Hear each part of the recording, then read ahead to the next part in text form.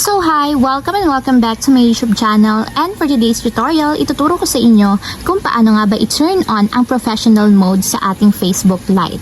But first, kindly subscribe to my channel and don't forget to hit the subscribe button and the bell to notify you for my new updates. And if you want to learn more, just keep on watching and let's start.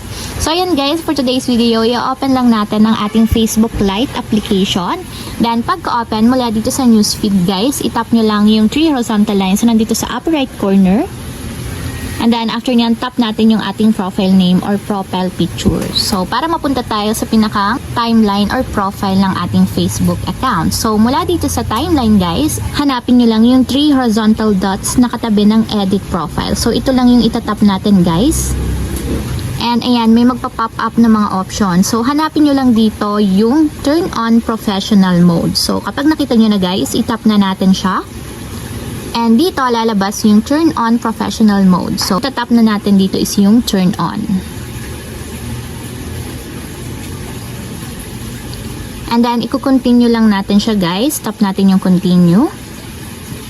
And ayan guys, kapag okay na, i-tap na natin pabalik. And kung makikita nyo and mapapansin nyo siya na naka-professional mode na.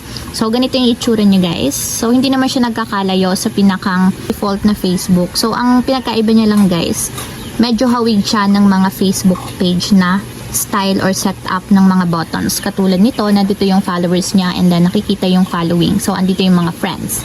So, ayun lang guys. Ganun lang kasimple kung paano nga ba i-turn on ang professional mode sa ating Facebook Lite. If you have a question, can you comment down below and don't forget to hit the subscribe button and the bell to notify you for my new updates.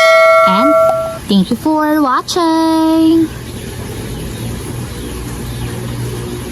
Living life, every day, late at night, not okay.